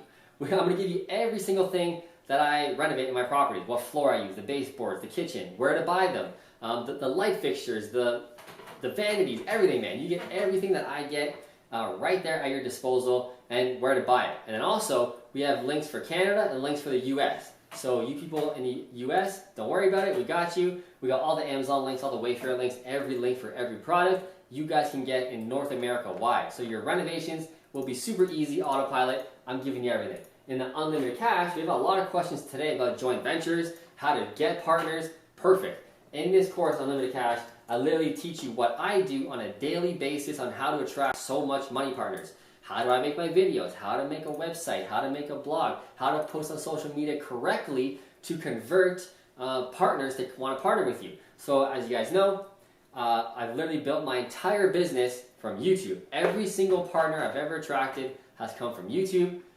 All of this stuff I'm doing has literally made me a multi-millionaire, and the money is crazy. Everybody wants to invest with me. It's becoming very, very easy and very, very cool. So the old world way will be going out to networking meetings, shaking hands. Hey, my name's Matt. I buy properties in Kitchener. Can you please invest with me? That's basically what people are doing. That's 1992 strategies. We're done with that. We're in 2020 now, right? So I'm going to teach you marketing properly, right? You're not even a real estate investor. I talk about this all the time. You're not an investor, bro or girl. You are a marketer, number one. So you need to change the mindset. You're actually a marketer to market properly. And trust me, once you do what I do, the money will just come everywhere. You also get my 12-step course. All my courses, guys, all of it. We're usually an $880 value. You're going to get it for $397. Tyler, drop the link in the comments. Hit that up because once this live stream is done, the courses are gone. You ain't getting them anymore until the next time I decide to do something or the next time the internet fucks up like it has so much times tonight. Next question. Back to the Q&A. Next question. When you first got started in investing in real estate, how did your partner feel about it? My girlfriend gets mad at me spending too much time fixing up my property to save money. That's a great question. Read it over again slowly. So, when you first got started investing in real estate, how did your partner feel about it? How did your partner feel about it? My girlfriend gets mad at me spending too much time fixing up my property. My girlfriend gets mad at me for spending too much time fixing up my properties. And I'm guessing you're working too long, you're working too much? He's doing that to save money. Doing that to save money. I get you. So you're doing all the renovations, some of them, to save money on the deal. Totally get it. You got to do what you got to do at the start to kind of build your business. Ideally, you want to hire all that stuff out to contractors because you want to be living, life, enjoying life, and not pissing off your partner. So the last thing we want to do is piss off the partner. Trust me. She's watching over there. Okay, so we don't want to piss them off. So you actually want to enjoy life and build a business. But also, more importantly, when it comes to building a business, your sole job as a real estate investor is to find deals and find money partners. That's your sole job. So if you're there changing the toilet, changing the plugs, lighting the floors, I get it. We all start off. I did the same thing when I started. But you want to move to the position where you're not doing that stuff anymore. You're hiring everything out. You got team members, and you're actually building a business and enjoying life, man. The whole reason why we invest in real estate is to have more free time so we can do more things with our spouse, travel the world, whatever, spend time, and not be changing floors. But I get it. You gotta do what you gotta do to start off. Just get through it, man. Next question. But get the partner involved. Yeah, get the partner involved, 100%. Because the most successful people I see is always a power couple. It's always, they're both in on it. They both understand. They're both into it. So it's really important to bring them on, and then once they start doing the floors with you maybe, they'll understand how important it is. But then also when you're done the project, they'll be happy and then more encouraging for you to buy more property because they get it. They understand it. They're making money. They see you making money, and then it goes way better that way. So yeah, involve your partners as much as possible. Involve your kids, same thing. Everybody. It's a family ordeal. It's a family business. Get everybody involved, and it'll just be way smoother. Take them on dates, like celebrate the wins together. Take your spouses on dates. Something I'm getting a whip on because we gotta celebrate the wins. And I have a hard time celebrating the wins. I have a hard time. So I'm just like, yo, next deal. Forget about that deal. Next one. So we gotta celebrate the wins. And again, if you treat the partners well, the spouses, and then everybody's happy, business grows really, really well. Next question. I'm 21 in the military and I have 30K saved up. I'm waiting for my first posting. If I get posted to a small town such as Petawawa, Gotcha. do you think targeting military tenants for house hacking is smart? Good question. So this person in the military, likely to get posted into a small town in Canada. If they do, should they invest in that small town to attract military personnel or things of that nature? So that's a really good question. That's a market I really know too much about. If you're investing in a small town like Petawawa, like you said, there's not too much going on in terms of economic fundamentals other than the military, I'm assuming. So for me, I probably wouldn't invest in a smaller town like that. I'd rather invest in a Hamilton, a Toronto, Kitchener-Waterloo, a Miami, etc. And you do your job in those small towns, right? So that's kind of what I would do. It doesn't mean that you can't do it. It doesn't mean you shouldn't invest and rent out to military personnel. That might be a great strategy, man. I don't know. It might be great. So look into it, do the real research. Is there demand for that area? Because what if, let's say, the military changes towns and they no longer want to post in that town, let's say. What's left in that town? You know, what if you buy a long-term property and 10 years from now, they leave the town and there's nothing left? Now you're kind of stuck, right? Like the property values will drop. That's just how I see it. So I'd rather invest in a more safer town that has everything else going on. But again, that might be a really cool strategy. I don't know. But I'm kind of a coward. I don't want to lose money at all. So I invest in almost sure things. So that's why I invest in Kitchener-Waterloo or towns like that. Could be a neat area to specialize in. Yeah, it could be a really cool area to specialize in and cool housing to provide. Like I said, that could be really cool, man. I can't give you exact advice, but try it out. Do the research first. Make sure it does work, and if it does, go for it. Next question is, what do you think of other markets like Sarnia, Windsor, or London? Great question. What do I think of other markets like Windsor, Sarnia, and London? So London is fairly similar to Kitchener. I would say a little lesser quality. That's right, I said it. A little lesser quality. It's a fact. And then Sarnia, much smaller town. I know a lot of investors investing in Sarnia. They're obviously doing well. I don't know if I would invest there personally. Again, like I said, I like more of a sure thing, guaranteed quality areas. Windsor, the big W. So again, there's a lot of investors I know crushing it in Windsor. Would I invest in Windsor? No. I would invest in Kitchener, Hamilton, Toronto. Because the thing right now is, and I could be wrong, and sometimes I am, but for me, right now in North America wide, we're in a boom phase. Even right now with what's going on, yes, we're still in the boom phase. Don't get yourself kidding about that. We're not in a recession. That was a fake recession. So everybody in North America is crushing it. All markets are doing really well right now, and they have been for the past 10 years, since 2008. Everything in North America is doing really well. Historically, those towns, specifically Sarnia, Windsor, didn't do so well, especially Windsor, not at all. So what happens when the next real recession comes? Will Windsor still do well? I don't know, maybe, man, maybe. They've changed a lot in the past 10 years. Like, let's be real. I'll give them that. It's changed a lot from the 1980s, car manufacturing town. So they might kill the next recession. I don't know. What I do know is it's guaranteed that the towns I'm talking about before are going to crush recessions. In 2008, in my area, Kitchener, and Hamilton, Toronto, close to me, nothing happened. There was no recession in 2008. Nothing happened in my areas. That's why I like to invest in those towns. I don't want to even risk going to those towns because, like I said, right now we're in a boom phase. Everybody's doing well. What happens when the next real recession comes? Are those towns still going to do well? Are the investors there going to be left with their pants down? They're going, shit, they just bought into the hype? I don't know. I'll be over here chilling. Yeah, I know I'm paying more for my real estate. I know I'm not getting crazy deals in Kitchener, but I'll still be making money. Will you? I don't know. Next question. Next question. How do you deal with CapEx with multiple properties? Does your partner pay for it if something breaks? How do I deal with capital on renovations or expenses that break on my partnerships?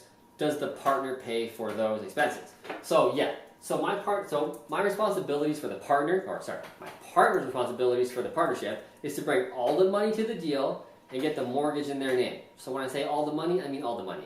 So if something does break, 3 years in, the tap breaks, the roof starts to go, yes, the partner is going to pay for that. That's their contribution to the deal. However, you see my properties. When we buy them on day one, we literally renovate from top to bottom. Everything gets done. And I do that for a reason. Because I don't want problems, because I want boring, predictable income. And then I don't want my partners having to pay for money later on. So we fixed everything. So the odds of something breaking, the tap, the toilet, the kitchen, whatever, the odds of something malfunctioning during our partnership is very, very unlikely. And then what we also do is that the cash flow every single month from our partnerships goes right into the property's bank account. So we're building that reserve fund. So we're not literally splitting cash flow, because the property cash flow on the properties we mostly do, the duplexes, the triplexes, right? We're cash flowing $300, $500 a month. So what are we going to do with $150 each? Nothing. So we take the $300 and we put it right into the bank account every single month, let that grow, so that if something does break 3 years down the road, we have a reserve fund, and the likelihood of me asking them, hey, Mr. Partner, I need $3,000 from you to fix the roof is unlikely. But let's say it does, yes, they pay for all the cost. Next question. So Jennifer says, I own my house and I'm mortgage free. I'm looking to start real estate investing. Do you recommend saving up 20% cash for down payment on the first rental property, or leveraging your home equity to buy the Great first question. rental? I love it. Okay, this person owns a house, a primary residence, and is paid off cash, no mortgage. Very good for you. That's awesome achievement. That's wicked. So they're asking, should they save up another 20% down to buy the next property, or should they utilize the huge amount of money in their house on a home equity line of credit? The answer is use the house, 100%. Milk that house for all it's worth. Because we want to use the free money, right? It's not free money, but we want to use the free money in the equity to buy more real estate. Because I guarantee, let's say you have a house paid off, I don't know where you're living, but I'm assuming, man, I don't know, at least $400,000 to be pulled from that. I'm assuming. So you could buy, like, I don't know, let's say 4 houses.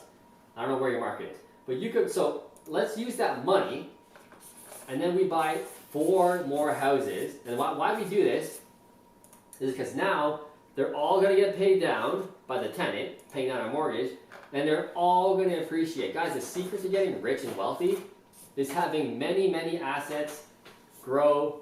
Man, I'm trying to make this look less weird. Look at crappy little houses, my little Mario houses. So we want multiple assets growing in value and getting paid down, and that's how we get rich. Like, that's it. So rather than having one asset appreciate, now we have 5 because you still have your house. So that's just the game. Like, that's literally how we get rich. So use that money for all it can be milked for, and buy income-producing assets in good areas that will attract quality tenants. That's the name of the game. Next question. That's what I would do. How do you recession-proof your real estate business? Good question.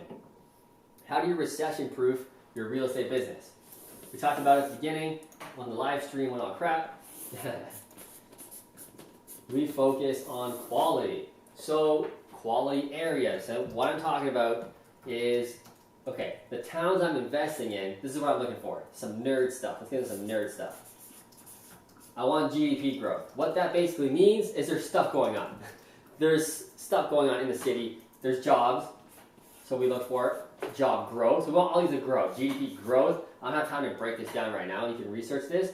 But if there's GDP growth, and you see it on the news, on the newspapers, if they're talking about this, good. Because when there's GDP growth, that means there's job growth. Basically, in layman's terms, it means stuff's happening in the city. It's growing. There's jobs there. When there's job growth, there's population growth. All right, pop. Well, because people want the jobs. Because there's GDP growth.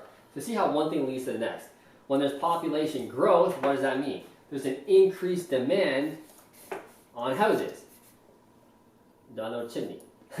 When there's increased demand on houses, prices go up. When prices go up in real estate, rents also go up. So see how the chain affects one for the next. GDP growth, job growth. When there's jobs, the people come. When they come, they buy houses. When they buy houses, real estate value goes up. So see what I mean? This is what I look for. And this is all the nerd shit that I'm talking about. So again, when people say like, oh, I got this sweet deal in Timmins, Ontario, this small town. Yeah, dude, they don't got this, or this, or this, or that. You know what I mean? These are the fundamentals. These are what drive the real estate market. You gotta have this in your towns. So for me, recession-proof, like, you gotta have this. If you have this, there ain't no recession coming. It ain't happening. Even if the recession does happen, which it will, the town will not get hit. There's too many jobs. There's diverse industries. There's people continuously moving to this area because there's so many different jobs in different industries. That's what we look for.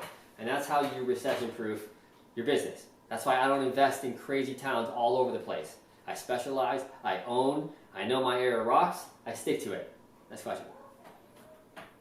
I own my condo with an insured mortgage. If I wanted to buy a second home and move into it as a primary, can I still qualify with 5% down, or are all homes after the first 20% down? Okay, he owns 2 homes. He wants a first home, a second home, I'm guessing like a cottage or some sort. Can you buy another house with 5% down and claim it as your primary residence? Better question for your mortgage broker, but I think no. You're only allowed 2. Your primary home and another one, which is typically like a cottage, right? Like a vacation home. So I don't think you can do that. There are ways, I don't want to really talk about them on this video, but like you could move into the next property and then not. I didn't say that. Talk to your mortgage broker, figure it out and do it the right way, but it's possible. I'm sure there's a way. Where there's a will, there's a way. But better question for a mortgage broker. Next question. Next question, how do you get quality tenants for your properties? Question was, how do you get quality tenants for your properties? Make the house look like quality. So what we want to do is make our houses renovation style look better than every other rental on the market. So quality tenants want to live in quality houses, right? They don't want to live in shit boxes. That's where you get the shit tenants, right? So if your house looks good, nicely renovated, which is why if you watch my videos, you see why we go to the extent that we do in our renovations, because I want quality tenants. I don't want to deal with bullshit. I want good people, good families who are going to stay for 3 years, raise their kids, pay the rent, they have jobs, they're professional, they want to live in a nicely renovated home. So the easiest way to attract quality tenants is make your houses look sweet. That's it, man. Get the Fruitful renovation course, and then your renos will be on autopilot. Check out that link in the description. Get all my courses for a dirty deal, but you'll get all of my renovation products, and that's how you get quality tenants. We've done it for 10 years now. The system is proven. We know exactly how to renovate our homes to get the quality tenants, and you can too. Next question. You can too for $19.97. Okay, next question. What types of interior problems do you look for when looking to buy a rental? What type of interior problems do we look for when we're trying to buy a rental property? So I don't want like foundation problems, foundation cracks, the floors are sloping, right? They're all like this. I don't want structural stuff. Even though I'm a carpenter, I'm a house flipper, I'm a renovator, renovation expert, right? I know how to renovate homes really well. Even I don't want houses with like structural problems. I will buy them if I have to, but I don't like it. What I look for the most is ugly. I just want the ugly houses. So the house is solid. It's a 1970s house, and it hasn't changed since the 1970s. It's got the shag carpet, the green stove, the pink tub, the pink tile, you know what I'm talking about. The 1970s hippie style. I'm looking for those outdated houses, but the house itself is very, very solid. So the uglier the better, that's what I want. Because it kind of scares off some buyers. Even though now this market sucks, but you're going to live. You're going to recover easily. You're fine. You'll bounce back. You're good. You won't go bankrupt. If you do that here, and you have no properties, no experience, and you lose 30K, now you're 30K in the hole, and you have nothing, what are the odds of you climbing out of that hole? Very, very unlikely. You're going to say, fuck real estate, I'm done with that, real estate doesn't work. You know what I mean? So, I feel very strongly about this. New people should not be flipping homes. It's too risky, you're not ready yet. Now, small exceptions, if you specialize and learn, actually I'm not even going to say that, because you just really shouldn't. You should only flip properties when you've got a net worth that's pretty sizable and a good amount of properties. Then we go to the active. That's just what I think. That's what I've done for my personal life. And again, I was a carpenter. I was a renovator. I still only started really flipping. I did a couple flips here and there, but I built a real flipping business only like a year ago. I've been investing for 11 years. Only a year ago, I built a whole flipping division in my business. Just to give some context. Next question.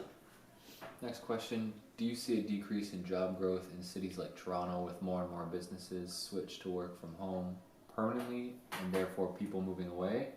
Good question. Do I see a change in the market in Toronto during this COVID era where more people are working from home? So that means they're not going to live in the city anymore. They're going to move to other cities. So what do I think is going to happen in Toronto? I honestly don't know. I think, honestly, nothing's going to happen. Toronto's Toronto. Everybody wants to be in Toronto. Obviously, a lot of people will move to like smaller towns, Milton, Mississauga, North York, Kitchener. I've already seen that happen for sure. And they've told me I might as well. I'm working from home now.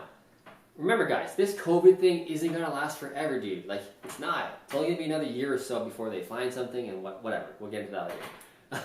The market will return to its normal thing. People will open up businesses and they'll be working in physical brick and mortar offices again. I'm sure of it. But yeah, I don't think too much is going to happen. Again, maybe it will. Maybe I'll be wrong. Maybe I will. Hopefully I am. That'd be pretty cool. But again, do you want to invest on that strategy where it might or it might not? You know, I don't like investing in those like maybes or trends. I don't want to call COVID a trend. Definitely not. But I think the effect on the real estate market and workplaces is kind of trend-like.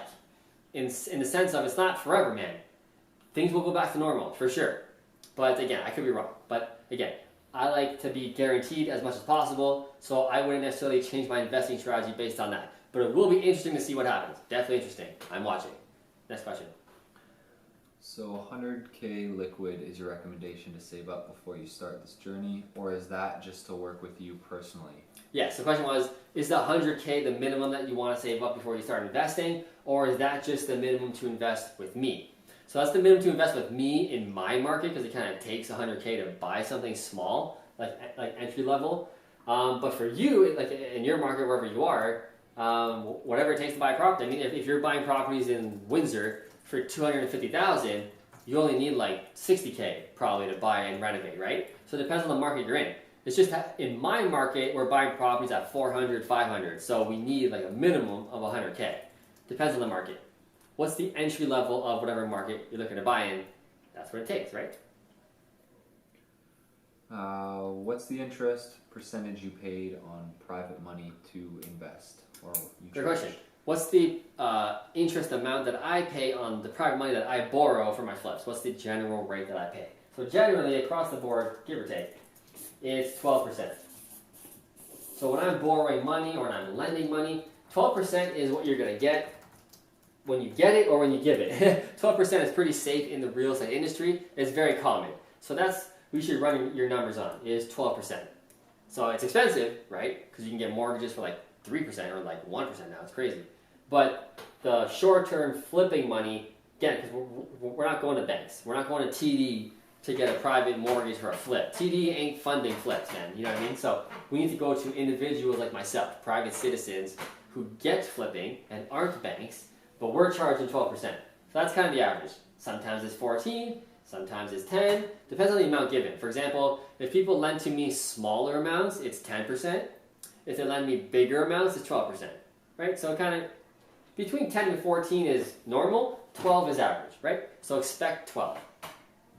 Next question. I'll take a couple more questions. We're going to end it. What time is it? My Fitbit ain't even working. 8:20? Oh, yeah. Okay, so yeah, we've been killing it because the damn live streams keep going out. How many people are on here right now, by the way? 26. Okay. You guys are awesome. You guys are awesome for being on here for the crap we went through tonight. A couple more questions, now we're going to end this baby. So Brandon F says, I'm looking for a house to reno and a house hack. I'm thinking about door knocking to find off-market deals. Do you have any tips? Great question. Question was, he's looking for more houses to burr or to house hack. Should he door knock to get deals? Any tips on door knocking? Amazing strategy. You're a hustler. So I have never tried door knocking. My team, my acquisition managers don't door knock at this time. But door knocking is a great skill to learn and a great way to get deals. Really no tips. You knock on the door, say, hey, I'm a real estate investor in the area. I'm looking to buy houses on this street. You know, are you interested in selling? They're going to say yes or no. They're going to say, get the hell off my porch. Be ready for that, because that will definitely happen, especially during now and this time, right? Get off my porch. So get ready for that. But the biggest thing you want to leave on, like if they say no, which most of them will, obviously, don't just leave. Be like, cool. Do you know anybody else that is looking to sell? Because if I buy the house that you referred, I'll give you $1,000 as a finder's fee.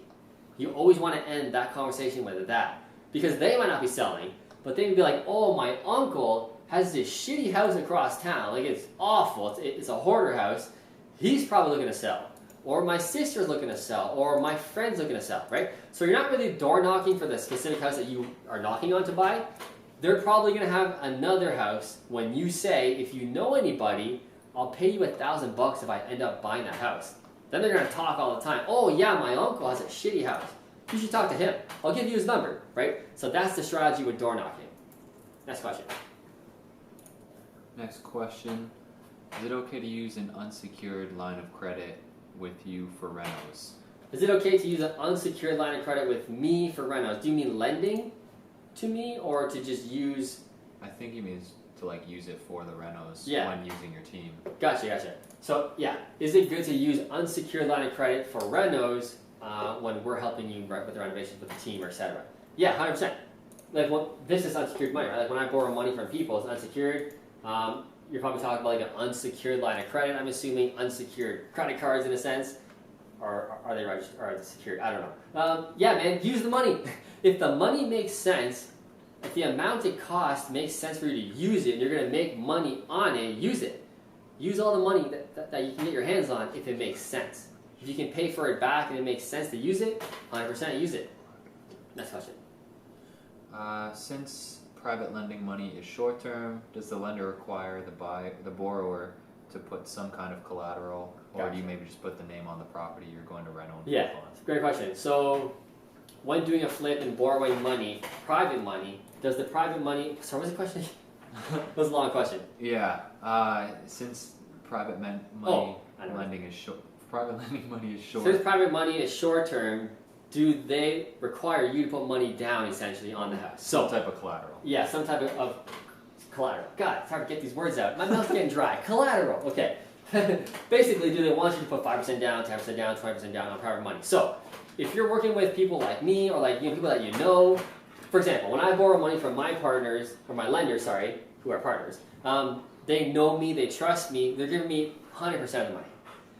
And that's what you're going to find a lot of with private money on flips, because you're getting money from people that trust you. So example, I buy it's a $400,000 house. I call my lender up, hey, I just bought a house for $400K. I need $400K. No problem, Matt. $400K. So yeah, I'm always borrowing 100% of the first mortgage. And in fact, I borrow other money from other people for the renovation. So I'm borrowing like 150%, if that makes sense. I'm borrowing all the money. I don't put any of my money in. I'm borrowing all the money to buy the property. I'm also borrowing all the money to renovate said property. So that's what you want to aim for as well. Next question. We're all out of questions. We're all out of questions. We're getting to the end here? Yeah. Good, because my mouth is getting done. One just We popped got one up. more and then we're going to stop this thing. I own a townhouse in London. It's a new build. Bought it last year. Not happy with depreciation so far, but I feel like I can get a better return with duplex conversions. Interesting. I'm currently tied up for a 3-year term mortgage. Do you think it would be worth it to get out of that and invest in KW area for better returns, or just hold and see where the market goes? Okay, the question was, he bought a property, a smaller property in London. Last year, the appreciation is not as good as he thought it was going to be. Should he basically sell that property and invest in another area like Kitchener where the returns are better?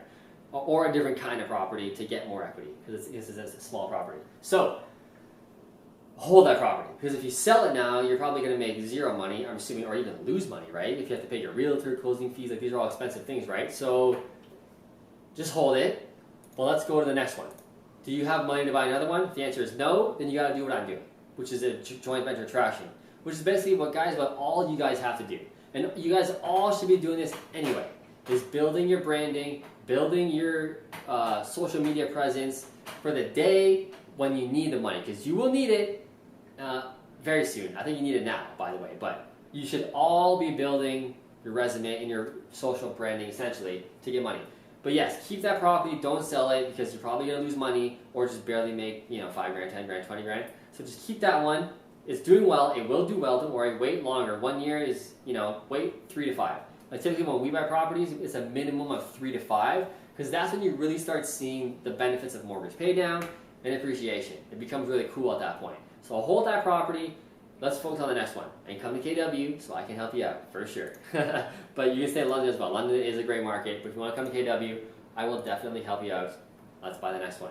Okay guys, that is it. It's like 8:30. We've had a lot of technical difficulties. If you're still on here, you're awesome.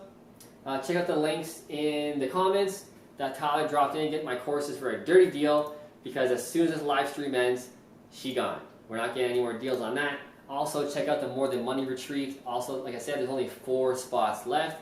It's going to be a wicked, wicked entrepreneur weekend, all about health, wellness, holistic well-being. Then we're also going to teach you a shit ton about business. So I want you guys to build a real estate investing business so that you can travel the world, show me the pictures when you're on trips, and be like, yeah, man, Matt helped me out build this business. Now I'm traveling Costa Rica. I'm like, yeah, dude, I love that feeling. I love helping people, and then when they post pictures when they're traveling, dude, that's awesome. That's why I do all of this. So I hope you guys had a good night. Any questions, put them in the comments. I'll try and answer them tomorrow or on the next live stream, which we'll be doing in September. And they better ain't be no problems with the September live stream. I will see you in September. Have a great night. Get those courses. And let's rock, baby. See you next time. From the #1 station, this is a story about love. A love story.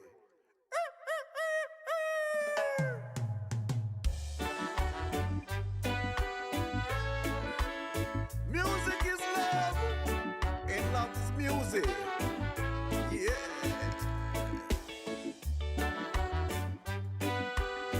Sing the song, brother, sing the song. Sing the song, you could never be wrong. Yeah, yeah, yeah.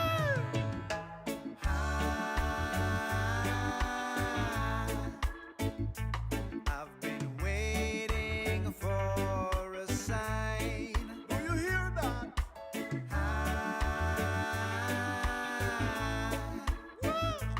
Now I'm dancing to your vibe. I'm holding it forever, like a treasure from the tree, right from the tree. My body ain't confused no more. Do you hear that? I'm looking at the sky, see the spark and singing. Great. I've been waiting for a sign. Get up and move your feet. Dance to the beat. Now I'm dancing to your vibe. Girl, if loving you was a crime, then I know I'd be in prison long time. 'Cause I love you so, and I want the whole wide world to know. Out of sight, not the might is I will tell you. Whoa. Be good, baby, be good. Be good like you know you should. We're rocking it together. Do good and good will follow you. A pleasure so supreme, so supreme. My body ain't confused no more. Tell me about it. I love it when I'm high, see the spark while singing. From the sound that leads away. Been waiting for a sign. Hear what my brother say. Each and every day. Now I'm dancing to your vibe. Music is sweet for your dancing feet. So get up and move your feet. Let love shine bright along the way. Let love shine in your heart each and every day. I did this Al Capone and Alex say. Tell you. We're losing it together. Enchanting wherever on the sea. Do you hear that? I know I wanna tell you. Sing the song, you could never be wrong. Fire burning in you make me wanna sing. Sing the song, brother. Been waiting for a sign.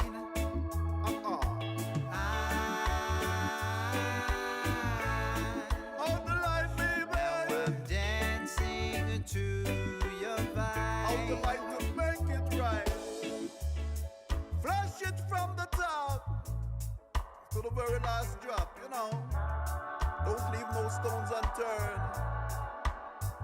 more you live is the more you learn. Woo! Till live the life you love, and love the life you live, 'cause music is mine to give. Live and let others live, and your days may be longer upon this land.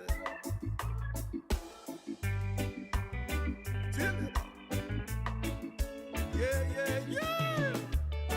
Music is sweet for your dancing feet, so get up and move your feet.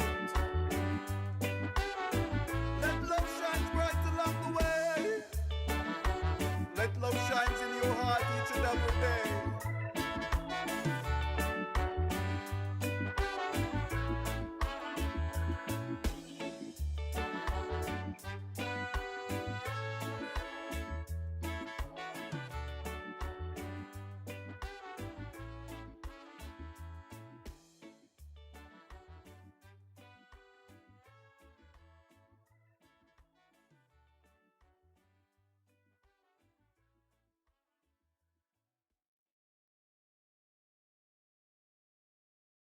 From the #1 station, this is a story about love, a love story.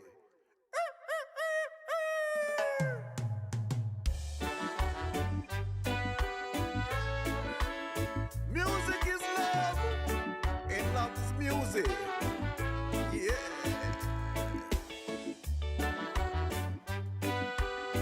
Sing the song, brother, sing the song. Sing the song, you could never be wrong. Yeah, yeah, yeah.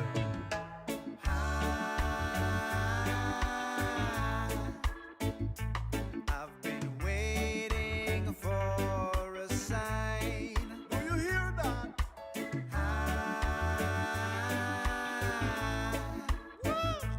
Now I'm dancing to your vibe. I'm holding it forever, like a treasure from the tree, right from the tree. My body ain't confused no more. Do you hear that? I'm looking at the sky, see the spark and singing Great. I've been waiting for a sign. Get up and move your feet. Dance to the beat. Now I'm dancing to your vibe. Girl, if loving you was a crime, then I know I'd be in prison a long time. 'Cause I love you so, and I want the whole wide world to know. Out of sight, not the might is I will tell you. Whoa! Be good, baby, be good. Be good like you know you should. We're rocking it together. Do good and good will follow you.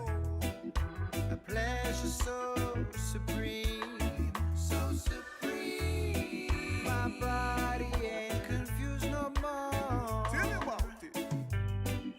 I love it when I'm high, see the spark while singing. From the sound that leads away. Been waiting for a sign. Hear what the brothers say. Each and every day. Now I'm dancing to your vibe. Music is sweet for your dancing feet, so get up and move your feet. Let love shine bright along the way. Let love shine in your heart each and every day. I did this Al Capone and Alex say, tell you. We're losing it together. Enchanting wherever on the sea. Do you hear that? I know I wanna tell you, Sing the song, you could never be wrong. fire burning in you make me wanna sing.